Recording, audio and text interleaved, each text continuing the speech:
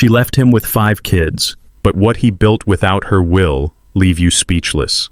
A true story of fatherhood, forgiveness, and the power of staying. The morning she vanished. It was a Tuesday morning, ordinary in every way but destined to become unforgettable. The coffee had just started brewing. Outside, the sun was rising lazily over the hills of Pine Hollow, spilling gold across the dew-slicked grass. Inside, the Miller house buzzed with the usual preschool chaos. Lunchboxes being packed, shoes being searched for, cereal being spilled. Elliot Miller, 36, moved like clockwork. Hair still damp from the shower, shirt halfway tucked in, he balanced a toddler on one hip while flipping pancakes with the other. His life was noise, movement, and responsibility. But to him, it was everything. "Dad, where's my red folder?" shouted Ava, 10, from upstairs. "Under the couch, probably," he replied, instinctively glancing under it. Sure enough, there it was. "Cereal, Daddy!" piped up Luca, the youngest, barely 3, holding out his empty bowl like a solemn offering. Elliot chuckled. "Coming right up, boss." The morning was typical, until it wasn't. When he reached the kitchen counter for the school lunch checklist, he noticed it, a single sheet of paper folded neatly in half. His name was written across the top in handwriting he knew too well. Charlotte's. His wife. The mother of his 5 children. His partner of 13 years. With a sudden chill, he unfolded it. 7 words stared back at him in uneven ink. "I'm sorry. I can't do this anymore." That was it. No explanation. No warning. No, "I love you." Charlotte was gone. Elliot's first reaction wasn't rage or sorrow. It was disbelief. He checked the garage. Her car was gone. Her closet half empty. All the family photos on her nightstand removed. She'd planned this, thought it through, and she hadn't said a word. The weight of that realization nearly buckled his knees. He sat down at the dining table, still holding the note. Pancakes began to burn on the stove behind him. The toddler on his hip began to fuss. "Where's Mommy?" asked Ava, now standing in the doorway with her red folder clutched tightly to her chest. The question would haunt him for years. The first 48 hours felt like living inside a glass bubble, everything happening around him, but he was detached. He kept moving because the kids needed breakfast, needed to be dressed, needed to be driven. He moved like a man in shock, propelled by inertia. The news spread fast in their small town. "She just left?" his sister-in-law gasped when he finally told her over the phone. "But why?" He didn't know. No one did. He filed a missing persons report. He called Charlotte's mother, her best friend, her employer. No one had heard from her. The police couldn't do much. "She's an adult," they said. She left voluntarily. And so Elliot was left to explain the unexplainable. To 5 children. Their names were stitched into his every thought. Ava, 10, the thinker, always reading, always asking questions. Noah, 8, quiet and gentle, sensitive to every emotion in the room. Sadie, 6, wild and joyful, a storm of giggles and untamed curls. Amelia, 4, timid, watchful, easily overwhelmed. Luca, 3, the baby, clingy, confused, missing his mother's lullabies. Elliot tried. He did. He told them Mommy needed time, that she loved them, that sometimes adults get confused. He held it together through bath time, story time, bedtime. But when the last door closed, when the last little sigh escaped a child's lips as they drifted to sleep, he broke. He cried alone in the hallway that first night, then again in the bathroom the second night, and on the third, while folding tiny socks, he whispered to no one, "I don't know if I can do this." The days became a rhythm of survival. He couldn't keep his job as a night shift paramedic. The childcare costs were astronomical. Instead, he found a job at a local hardware store, less pay, more flexibility. The bills piled up, the van's transmission started acting up, school forms went unsigned, teacher conferences were missed. But he kept going. The kids were his compass. He woke at 5 a.m. daily, made oatmeal, packed lunches, brushed hair, tied shoes. He held Sadie's hand at the school gate and promised her it would be okay, even when he wasn't sure. He burned more dinners than he didn't. The laundry was never fully done. But the kids laughed again, especially when he made up bedtime stories about Superdad and his 5 sidekicks. Ava started helping with the dishes. Noah became the protector of his younger siblings. Sadie never stopped dancing. Amelia slowly came out of her shell. Luca still asked about Mommy, but less often. There were moments Elliot wanted to give up, like the night he came home to find the kitchen flooded because Luca had tried to help wash dishes, or when he had to explain to Ava, who was old enough to understand, that Charlotte might not come back. Ever. "But why would she leave us?" she asked, tears slipping silently down her cheeks. "I don't know," he answered, "but I do know it's not your fault." And he hugged her tighter than he ever had before. 3 months in, something shifted. He stopped waiting for Charlotte to come back. The house began to feel like a place of healing, not a place haunted by absence. He painted the living room a soft green, replaced broken tiles in the bathroom, built a treehouse in the backyard with Ava as his assistant, started journaling late at night, writing letters he'd never send. "Dear Charlotte, today." Luca laughed so hard he snorted milk through his nose. You would have loved it. He wasn't writing to her, not really. He was writing to release. By month 6, the kids began calling it Our Team, Team Miller. He bought a whiteboard and wrote weekly goals on it. Try one new recipe. No yelling, even on bad days. Say something kind to someone. Each kid added their own. They started family meetings every Sunday night. Each child took turns sharing a high and a low from their week. They created rituals: Friday pizza nights, Saturday pancake mornings, Wednesday family walks to the library. He wasn't just raising 5 kids. He was rebuilding something sacred. In private, though, he still grieved. At night, he'd scroll through old photos of Charlotte, their wedding, the hospital where Ava was born, a Christmas morning where they all wore matching pajamas. He wondered if she missed them, wondered if she regretted it, wondered what it would mean if she ever came back. He couldn't hate her, but he also couldn't forgive what she'd done. Not yet. 1 year passed, then 2. Elliot became a familiar face in town, not the guy whose wife left him, but the dad who coached soccer, volunteered at school, and once built a haunted house in his garage for Halloween. He started a blog, Dad of 5 and Clinging. It gained traction. He was invited to speak at parenting events. People wrote in to thank him for his honesty. Some single parents said he inspired them. Others said his vulnerability gave them courage to keep going. He didn't feel like a hero. He felt like a man doing what love required. And that was enough. 10 years passed. On the exact anniversary of Charlotte's disappearance, a letter arrived. No return address. But he recognized the handwriting. His heart thudded. He didn't open it. Not yet. The rise of a father. The days following Lena's disappearance blurred into each other like smudged ink on a once pristine page. For Nathan, the clock ticked louder than ever. But instead of marking progress, it now counted survival. Breakfast by 6 o'clock a.m., school drop-offs by 7:30, his shift at the auto garage from 8 to 5, then dinner, homework, baths, and bedtime routines. Every day ended with a mountain of dishes and a silence that pressed against the walls like a second skin. But from that silence, Nathan began to rebuild.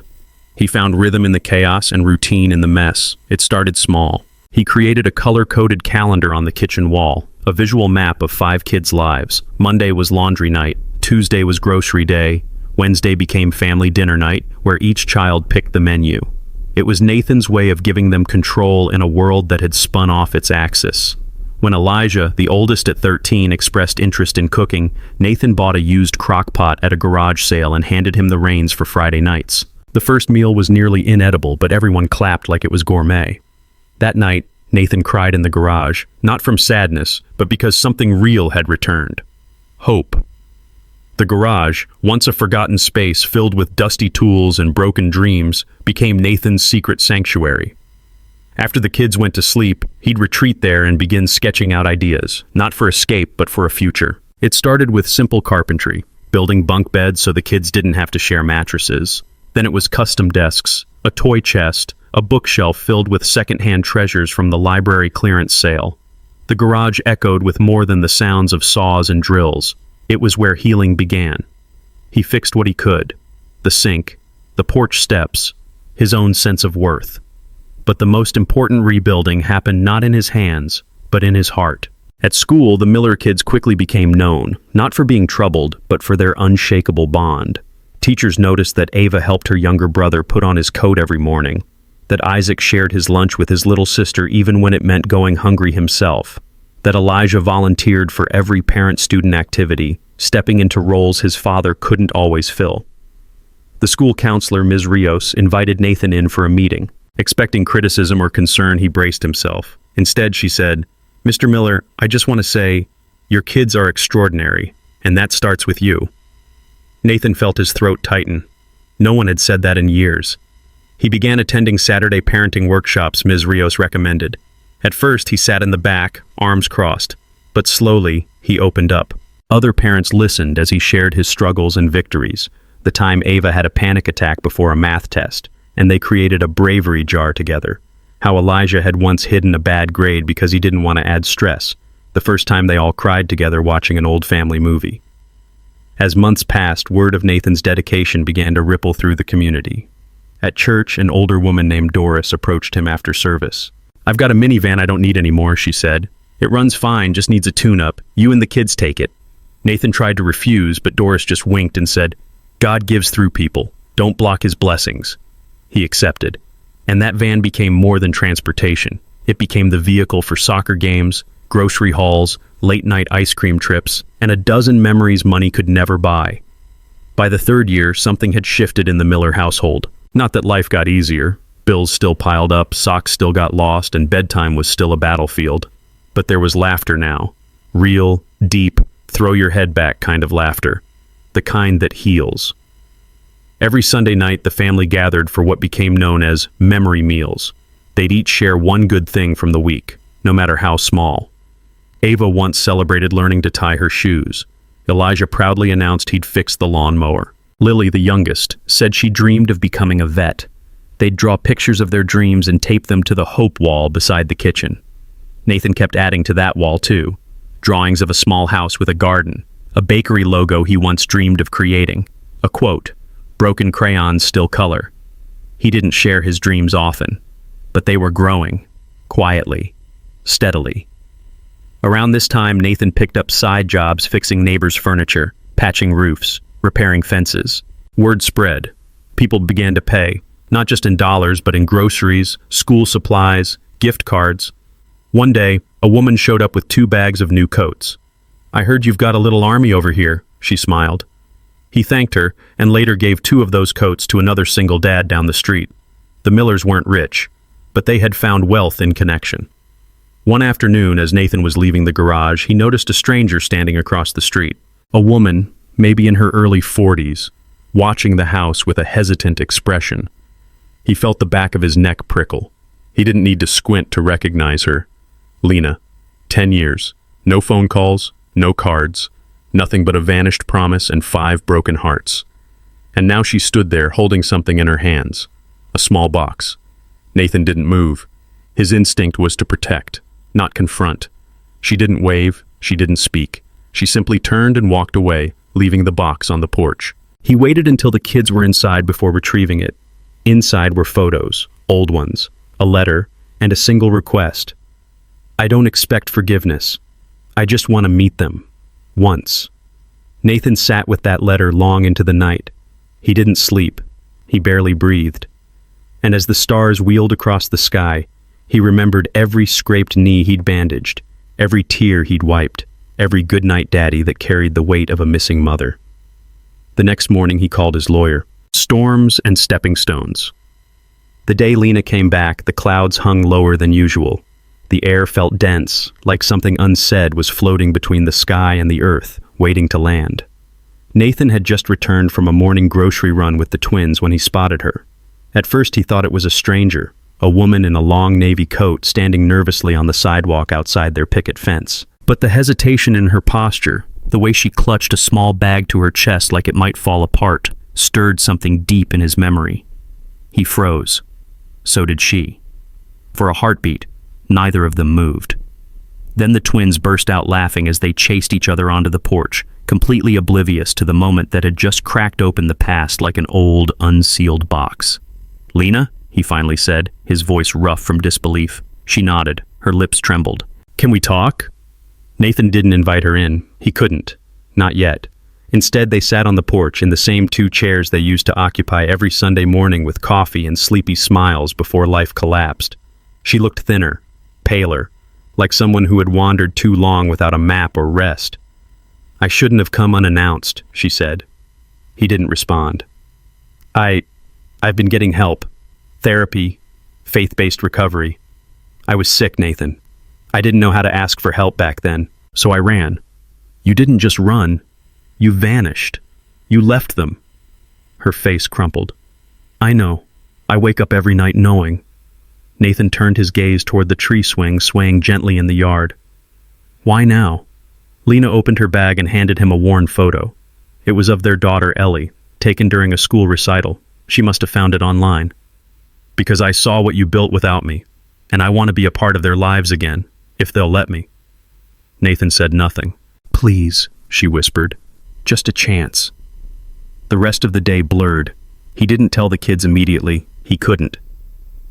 That night, after they were asleep, he walked to the old shed he had converted into his workspace. He needed clarity, the kind only silence could give. Under the soft hum of a hanging bulb, he opened a journal he hadn't touched in months. In it were sketches, plans, scribbles of half-baked inventions. But in the back, tucked between pages, was a letter he had once written but never sent. It began, "If you ever return, I want you to know what your absence cost, not just to me, but to them. The missed birthdays, the doctor's visits, the nightmares Ellie had when she was 5, the way Miles clings to his teacher's hand because he doesn't remember yours." He read it again, slowly, then tore it up. Not because he forgave her, but because it no longer held power over him. The next morning, he told the kids. They were seated around the breakfast table, sunlight pouring in through the windows like some kind of ironic blessing. "I need to talk to you all about someone. Your mother." The reactions were immediate. Micah, the oldest, stiffened. Sophie dropped her spoon. Ellie looked confused. The twins kept chewing. "She came by yesterday. She wants to see you. She says she's changed." A long silence followed. "Do we have to?" Micah asked, his voice flat. "No," Nathan said gently. "You don't have to do anything you're not ready for. But I thought you deserved to know, and to choose."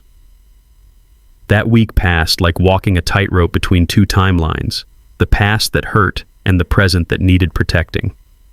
Micah avoided the subject, burying himself in SAT prep. Sophie started asking quiet questions before bed. Ellie began drawing pictures of a family with 6 stick figures instead of 5. The twins, too young to truly grasp the history, were the only ones excited. "Mommy's coming back, like in the movies?" Nathan didn't correct them. He just hugged them tighter. They agreed to meet at a neutral place, a family counseling center with bright murals on the walls and therapy dogs that greeted visitors at the door. Lena arrived early. Nathan saw her from the parking lot, standing under a tree, nervously fidgeting with her scarf. He turned to the kids. "Remember, you can walk out at any time. You owe her nothing." Micah led the way. The session was awkward at first. Lena sat with the therapist beside her, trying to explain, trying to connect. "I thought of you every day," she said. "You thought of us, but you didn't choose us," Micah replied. Her lip trembled. "I'm sorry. I know that's not enough, but it's all I have right now." Ellie, sitting between Nathan and Sophie, whispered, "She sounds tired." Sophie held her hand. They left after an hour. No decisions were made, no hugs exchanged, but something had shifted. A crack in the wall. Back at home, life resumed. Lunches packed, homework done, soccer practice, dance recitals. But at night, Nathan found himself thinking about grace, about how sometimes the hardest battles weren't with others, but with the parts of ourselves that refused to heal. One evening, while sorting through papers, he came across an old family vision board they'd once made together. Lena's handwriting was still there. "Love fiercely, forgive freely, build something that lasts." He didn't know what tomorrow held, but he knew this. Whatever came next, it would be chosen with open eyes and a full heart. Echoes and edges. The winds that swept through the small Colorado town that autumn weren't just seasonal. They carried a weight of change, a quiet but steady transformation that was reshaping not just the trees outside, but the life unfolding within the modest 2-story home on Maple Street. For Thomas Reyes and his 5 children, the first cracks of real healing had begun to form in the silence between storms. The family was finally starting to find a rhythm. It wasn't perfect. The kids still had bad days. The house still erupted into chaos every morning when socks disappeared mysteriously and cereal spilled across the floor like confetti. But there was laughter now, too.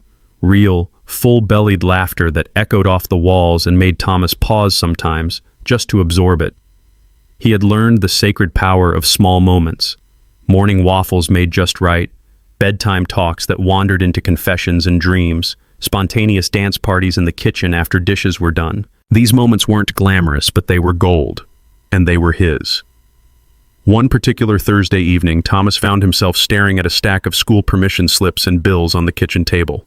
The kids had gone to bed early after a long day of school, soccer, and sibling arguments. He rubbed his temples. His phone buzzed. It was a message from the community center director. "Hey Thomas, just a heads up. You've been nominated for the Town Pillar Award this year. We'll need a short bio for the newsletter. Congrats and well-deserved." Thomas blinked. Town Pillar Award? He hadn't realized people were paying that much attention. A few years ago, he wouldn't have even known what that message meant. Now, his name was being tossed around alongside words like mentor, volunteer, and leader.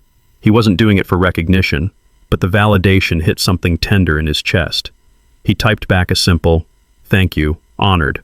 I'll send a bio tomorrow." Then he sat back and exhaled deeply.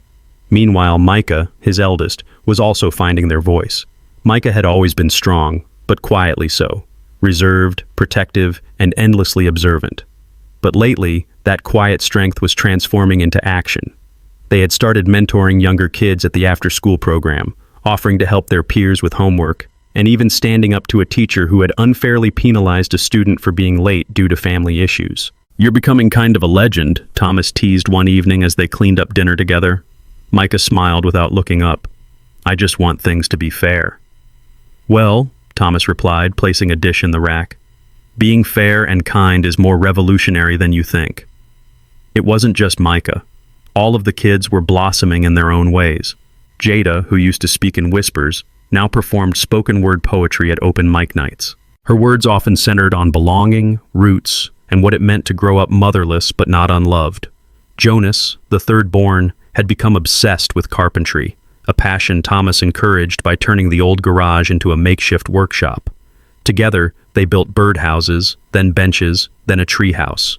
Even little Zoe and Caleb, who had been only toddlers when their mother left, now carried an undeniable spark, the kind of joy that came from knowing they were safe, loved, and seen. But healing, as Thomas was learning, was not linear. One chilly Sunday afternoon, as the family was raking leaves in the front yard, a sleek black car pulled up to the curb. A woman stepped out, hair shorter, posture a little more uncertain, but unmistakably her, Juliana. The wind picked up as she hesitated by the gate. Thomas stood frozen for a moment, rake in hand. Zoe and Caleb didn't recognize her. Micah did.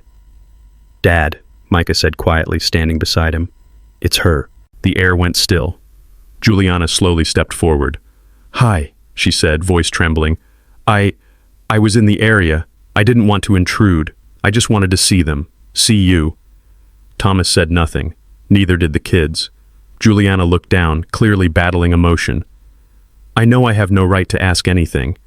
I'm not even sure why I came. I just hoped maybe—" Micah stepped forward. "We're okay now," they said evenly. "We've built something good here, something strong." "You walked away. We didn't." Juliana's eyes glistened. "I see that. I really do." She turned to go, but Thomas finally found his voice. "Wait," she paused. "Don't come back unless it's for them. Really for them. Not because you're lonely. Not because you're chasing ghosts. If you want to earn their trust, you start by respecting what we've built." She nodded, and then she was gone. That evening, the family didn't speak much about the visit, but the air was heavy. At bedtime, Zoe curled up beside Thomas. "That lady, was she Mommy?" He paused. "She used to be," he said softly. "But now, I'm the one who's here, and I always will be." Zoe nodded sleepily. "Good. I like our family the way it is." The next day, Thomas sent in his bio for the Town Pillar Award. He wrote, "Thomas Reyes is a father of 5, a builder of birdhouses, treehouses, and safe places. He believes in showing up, listening hard, and loving without conditions. He didn't set out to become a pillar, he just refused to crumble. And sometimes, that makes all the difference. He hit send, and for the first time in a long time, he felt truly, deeply whole. When roots grow deep. The morning light filtering through the kitchen windows felt softer now, more forgiving. In the Miller home, the days had begun to carry a new rhythm, one that felt stable, even hopeful. But the aftershock of Alicia's unexpected return still echoed faintly in every quiet glance, in the hesitation before certain conversations. Darius had always believed healing took time. What he hadn't expected was how naturally his children seemed to process what had happened. Or perhaps, he realized, they'd already grieved the loss of their mother long ago, in their own way. What lingered now wasn't longing, it was clarity, and with clarity came purpose. One afternoon, Micah came home from school with a brochure in hand. It was from a local university hosting a seminar on youth leadership and public speaking. "I want to go," they said simply. Darius smiled. "Then let's make it happen." That night, he sat at the kitchen table helping Micah register online. The others crowded around, curious, excited. Even Isla chimed in, asking if she could one day do something like that too. "You can do anything," Darius told her, meaning every word. The energy in the house shifted. Where once there had been only survival, now there was ambition. There were schedules filled with music lessons, robotics clubs, soccer practices. Their walls began to fill with framed drawings, honor roll certificates, family photos from small road trips Darius managed to plan on long weekends. And while the absence of Alicia had once been a wound, it had gradually become a scar, a reminder not of pain, but of endurance. Months passed, and seasons changed. Summer brought laughter and late-night movies, popsicles melting too quickly in little hands, backyard campouts under string lights. Darius strung himself. He bought a used but sturdy tent, pitched it in the backyard, and read bedtime stories under the stars. One night, as crickets hummed and the kids drifted off, Micah stayed awake. "You ever think about dating again?" they asked, breaking the silence. Darius laughed softly. "Not really. My hands are pretty full." Micah didn't smile. "You deserve to be happy, Dad." He looked at his oldest child, the one who had carried so much on shoulders far too young. Darius reached over, gently squeezing their hand. "I am happy," he said, "because you're all okay. That's all I ever wanted." And in that moment, beneath a sky dusted with stars, the truth hung between them. Not the kind shouted in movies or written in love songs, but the quiet kind, built of small sacrifices and morning pancakes, scraped knees and math homework, whispered prayers, and unwavering presence. The following autumn brought unexpected news. Jaden, usually the quiet observer of the family, came home one day holding a small trophy. He'd won a regional science fair. The joy on his face was quiet but radiant. "They want me to enter nationals," he said, voice barely above a whisper. "It's in Chicago." Darius didn't hesitate. "Then we're going to Chicago." It wasn't just a trip, it became a milestone. They made a family vacation out of it, piling into a rented van, playlists made by each of the kids rotating every hour. They took photos by the bean, ate deep dish pizza, and cheered Jaden on as he presented his project. Jaden didn't win the top prize, but he came home with something more valuable: confidence, belief, pride. Later that night, Darius found a note under his pillow. "Thank you for always showing up. Even when it's hard, even when we don't say it, we see it. We love you." He didn't recognize the handwriting. It didn't matter. While the family continued to flourish, Alicia's absence faded into the background. Until it didn't. A lawyer reached out requesting a meeting. She wasn't seeking custody, not anymore. But she wanted visitation rights, supervised, infrequent. Darius took a long walk after that call. He paced the neighborhood, hands in pockets, heart heavy. When he returned home, he didn't tell the kids right away. He needed time to think, to process, to separate fear from fairness. Eventually, he brought it up. "She wants to see you again," he told them at the dinner table. No one spoke, until Isla quietly asked, "Why now?" "Maybe she's trying," he replied honestly. "Maybe she wants to be better." Micah stared at their plate. "Do we have to?" "No," Darius said firmly. "You never have to do anything you're not ready for." But still, he knew deep down this was a moment they would have to face, together. The court approved limited visits, starting with letters. Alicia sent postcards, then packages, carefully worded apologies. drawings from when the kids were younger, photos from before she left. Some kids responded, some didn't. Darius didn't push either way. He focused instead on continuing to build. They expanded the garden, adopted a senior rescue dog named Max, hosted a Thanksgiving for friends who didn't have family nearby. Darius started attending evening classes on financial literacy, hoping to teach his kids what he never learned growing up. It was during one of these evenings that he received a text from Alicia. "Thank you for not poisoning them against me. I don't deserve your grace, but I'm grateful." He stared at the message for a long time, then replied, "They deserve truth. You'll have to earn the rest." He left it at that. Months turned into another year, and the family Darius built kept thriving. Micah graduated high school with honors and a scholarship. Jaden started mentoring younger science students. Isla began painting, her artwork displayed at the community center. The two youngest organized a lemonade stand and donated their earnings to a children's hospital. Each milestone reminded Darius of something he once feared he'd never give them: stability and a life rich in meaning. He still worked hard, still showed up every single day, still packed lunches, folded laundry, showed up at recitals, games, and spelling bees. And at night, when the house was quiet, he would sit in the backyard with Max snoring at his feet and think, "They are more than okay. They are becoming extraordinary." And I got to witness it all. The letter she never sent. The days following their trip to Chicago were filled with a rare kind of quiet. Not the heavy silence of unspoken grief, but the warm stillness of a family exhaling, finding rhythm again. In the Miller household, that meant school lunches packed the night before, socks no longer lost every morning, and even occasional laughter during homework time. It was the kind of ordinary peace that Darius had fought for with every ounce of his being. Micah had started applying to colleges in earnest now, quietly, methodically, with an intensity that reminded Darius of his younger self. Jaden had thrown himself into soccer, and Isla was back to choreographing dance routines in the living room. Even the youngest, Miles and Nova, had begun drawing chalk houses on the sidewalk outside, their imaginations stretching wider each day. But peace, as Darius had learned, was often temporary, and ghosts had a way of returning when you least expected them. It started with a knock at the door on a gray Saturday afternoon. Darius wasn't expecting anyone. The kids were all home, the game on low in the background, a pot of chili simmering on the stove. He opened the door to find a delivery man with a brown envelope. "Sign here," the man said, without offering any clue. Inside the envelope was a small bundle of papers, clipped neatly. On top, a note in Alicia's handwriting. "Darius, I wrote this a long time ago. I never had the courage to send it. Maybe it's too late, but maybe not. Do with it what you will. No return address, no explanation, just a single letter, and it changed everything." The letter was dated 3 years after she left.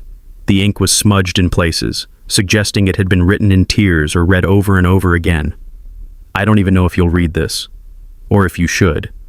I'm not asking for forgiveness. I just want you to know the truth. When I left, I wasn't just running from you, I was running from myself. Postpartum depression had sunk its claws in deep, and I didn't recognize myself in the mirror. Everything felt heavy. The walls, the sounds, the children's cries, even their laughter felt like something I didn't deserve. And you were strong, so strong it made me feel like a ghost in my own house. You didn't need me, I thought. They didn't need me. So I left. I wanted to come back. So many times. I even bought a bus ticket once. But shame is a heavy thing. It whispers that you're poison, that your return would do more harm than good. I found work eventually, got clean, found a kind of faith again, but I never wrote because I thought it would only reopen the wound. I'm sorry. For all of it." Darius sat with the letter for hours. Not in anger, not even in confusion, just stillness. The version of Alicia in this letter was human, broken, frightened. Not the villain Micah remembered or the ghost Isla had cried for. He didn't show it to the kids right away. Instead, he brought it to his therapist. Yes, he'd started therapy after the Chicago trip, at Micah's gentle insistence. "Even superheroes need someone to talk to," Micah had joked. Dr. Rhodes, a woman in her 60s with clear eyes and a soft voice, read the letter quietly. "Do you believe her?" she asked. Darius nodded slowly. "I think I do, but I don't know if it changes anything." Dr. Rhodes looked at him thoughtfully. "It might not, but sometimes, knowing why someone hurt you doesn't excuse it, it just helps you let go of the weight." Back home, Darius tucked the letter into a drawer, but its presence lingered, like a breeze through a closed window. The past was no longer demanding attention. It was whispering, humbly, hoping to be acknowledged. 3 weeks passed before Darius brought it up to the kids. After dinner one evening, as they cleared plates and shared stories from their day, Darius held up the envelope. She sent something she never meant for us to read, but maybe we should. Micah looked tired, Jaden curious, Isla guarded. He read it aloud, every word. When he finished, there was silence. Micah spoke first. "I don't hate her anymore, but that doesn't mean I want her back." Jaden nodded. "It explains things, but it doesn't fix them." And then Isla surprised them all. "Can we send her something back?" Darius looked at her gently. "What would you want to say?" Isla bit her lip. "That we're okay, that we're happy, and that it's okay if she's trying too. But we don't need her to come back to prove it." Micah nodded slowly. "I can help you write it." They didn't send a long reply, just a photo, a recent one of all 6 of them at a community cleanup event. Everyone smiling, muddy, alive. On the back, a note in Ila's handwriting. "We're doing good. Hope you are too." They mailed it without a return address. Darius didn't know what Alicia would feel when she received it, but he hoped it would bring her peace, because he and the kids, they had finally found theirs. The long road home. The echoes of her voice.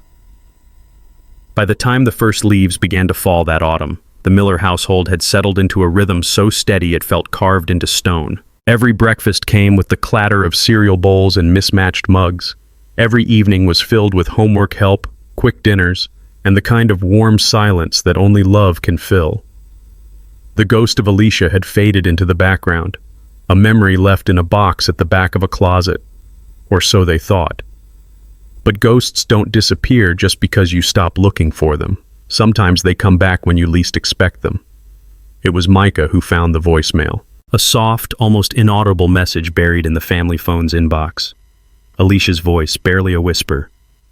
"I need to see you. Not just the kids. You." Micah didn't tell Darius right away. They sat with the message for 3 days, playing it again and again with headphones on, like trying to read between the cracks in her breath. The tone wasn't pleading. It was tired. And maybe that's what scared them most. When they finally brought it to Darius, he didn't react. Not at first. Just listened, lips pressed into a line, the silence between them louder than Alicia's words. "She wants to see me," he said finally, as though trying to taste the idea. Micah nodded. "What are you going to do?" He didn't answer, because he didn't know. The weight of past conversations. In the days that followed, Darius moved like someone walking through water, heavy, uncertain, distant. Every sound in the house seemed louder, every hug from the younger kids tighter. He caught himself staring at old family photos longer than he meant to. At one point, he pulled out the old camcorder, a relic from the early days, and watched grainy footage of their last Christmas together as a family of 7. Alicia had been laughing then, holding baby Isla, kissing Micah on the head. He watched it 3 times, not because he missed her, but because he wanted to remember what it felt like when she chose to stay. When he finally responded to the voicemail, he kept it simple. 1 hour, 1 location, 1 conversation, that's it. She replied within minutes. The meeting that wasn't meant to heal. Darius chose a quiet diner on the outskirts of town. Not too close, not too public. He sat in the corner booth, ordered a coffee, and waited. When Alicia arrived, she looked like someone who'd been waiting 10 years to speak. Not a trace of makeup, hair pulled into a rough ponytail, her coat frayed at the cuffs. She slid into the booth across from him without a word. They stared at each other for a long time. "You look tired," he said. She let out a short laugh. "So do you." They talked. About nothing at first. The weather, the coffee, the traffic. Then, slowly, they drifted. She told him about the first few months after she left, about how she spent days in silence, nights crying in hostels, jobs she started and quit, the apartment she shared with 3 other women, therapy, God, regret.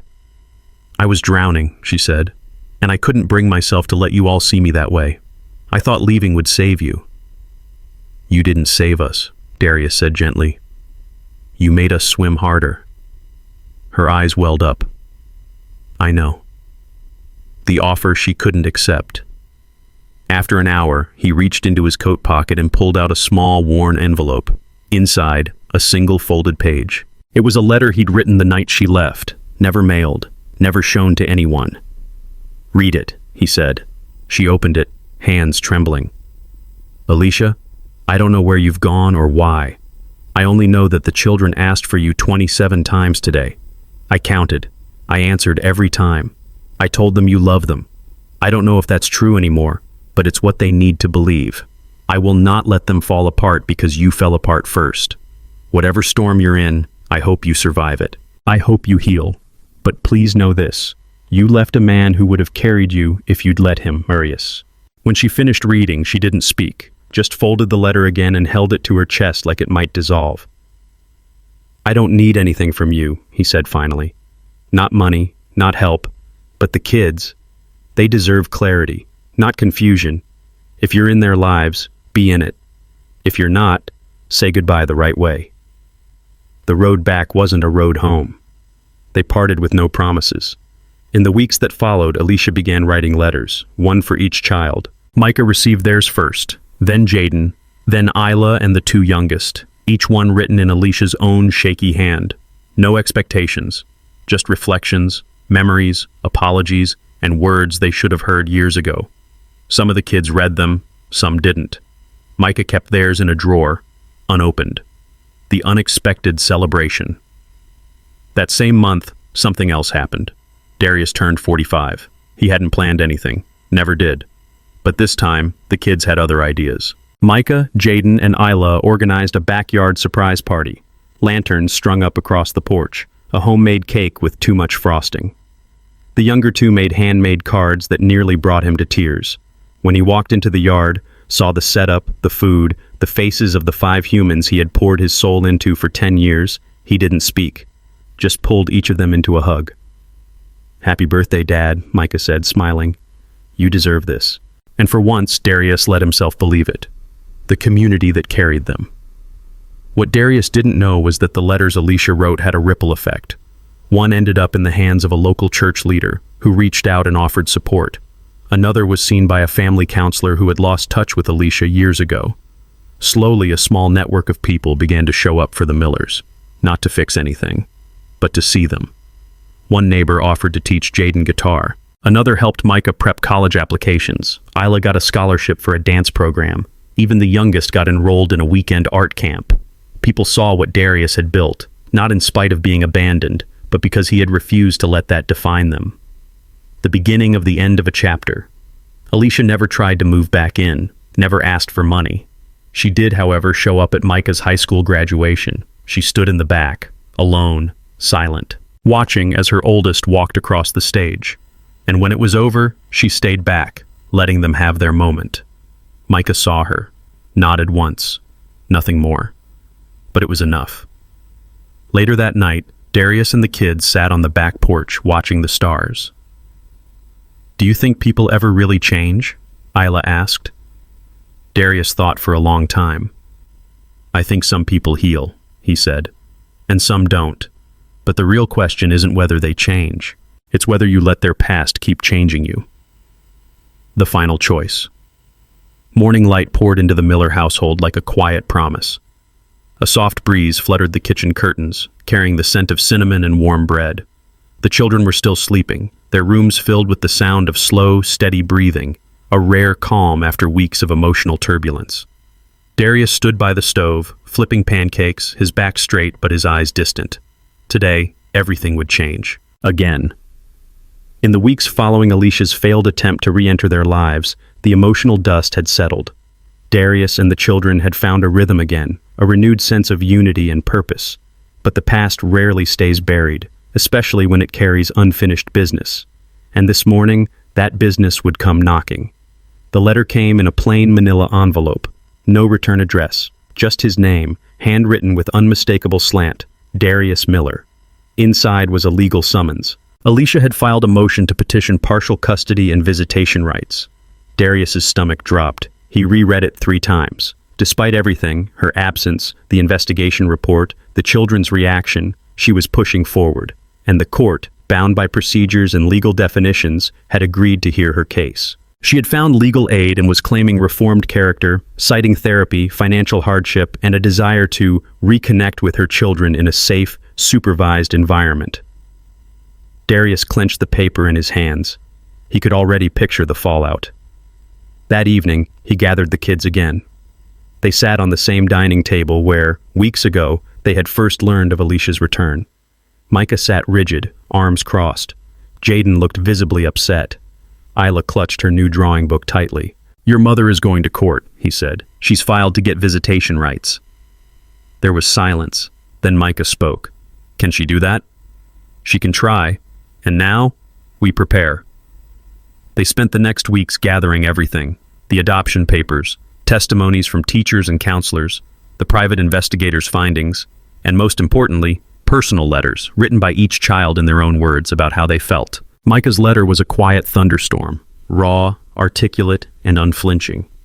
Jaden's was more confused, reflecting a boy torn between hope and betrayal. Isla's had drawings, stick figures, tears, hearts taped together. Every page was a mirror of their journey, every word a fragment of their healing. The day of the hearing arrived. Darius wore the suit he had kept from his wedding. Ironic, he thought. Micah accompanied him, having been granted permission to speak if needed. Alicia was already seated with her lawyer. She looked composed, dressed simply, her eyes darting nervously. When the judge entered, the room stiffened. Alicia's lawyer began with her transformation: therapy sessions, work history, community service. They emphasized her right to be heard, her biological connection, her progress. Then came Darius. He didn't offer drama, he offered facts. "Your Honor, for 10 years, she was gone. I don't say that to punish her, but to protect them. I built a life around consistency, love, and presence. We are not punishing change, but we are respecting truth." Then, the letters were submitted. Micah asked to read theirs aloud. The courtroom fell silent. "She left. We grew. Without her, we built something real. This family isn't about blood. It's about staying." By the end, even the stenographer paused. The ruling took days. Every hour felt like a held breath. Finally, a letter came. Darius read it aloud, his hands trembling. Based on the evidence provided, the court denies the petition for visitation at this time, citing emotional risk and lack of demonstrated sustained reform. The court encourages ongoing therapy and reevaluation at a later date. There was no celebration, just quiet, relief, tears. Months passed, seasons changed, and slowly the fear of her return began to dissolve. Micah graduated with honors. Jaden made the varsity team. Isla wrote her first poem and read it at school. Darius's life didn't return to normal. It became something better. He began hosting a weekend class for single fathers at the local community center. He shared his story not to seek sympathy, but to show that it could be done. That presence mattered more than perfection. One evening after class, a young father approached him. "You ever regret it? Taking it all on alone?" Darius smiled. "Not for a second." At home, the walls were now filled with new pictures. Birthday parties, sports trophies, messy art projects, and 1,000 moments that stitched together a life. Alicia had become a distant chapter, one the children acknowledged but no longer feared. One quiet Sunday, Darius and the kids sat around the fire pit, marshmallows roasting, stars emerging above. Micah passed him a piece of paper. "What's this?" "An application. State scholarship. Full ride. I got in." Darius swallowed hard. "You're flying, huh?" "Because you gave me wings." They hugged long, without words. And in that embrace was every hard day, every doubt, every tear, and every triumph. Years later, when the youngest turned 18, they threw a massive party. Friends, laughter, music. Even Harold came, bringing a plaque that read, "To the builder of a legacy." And that night, as Darius stood looking over his grown children, each thriving in their own way, he felt something settle deep in his chest. Peace. Not because everything had gone perfectly, but because when everything broke, he chose to stay. And what he built in that decision would outlive every heartbreak. If this story moved you, inspired you, or reminded you of the quiet power of showing up, don't keep it to yourself. Share it. Leave a comment. And remember, family isn't always about how it starts. It's about who stays when it matters most. Thanks for being with us. See you in the next story.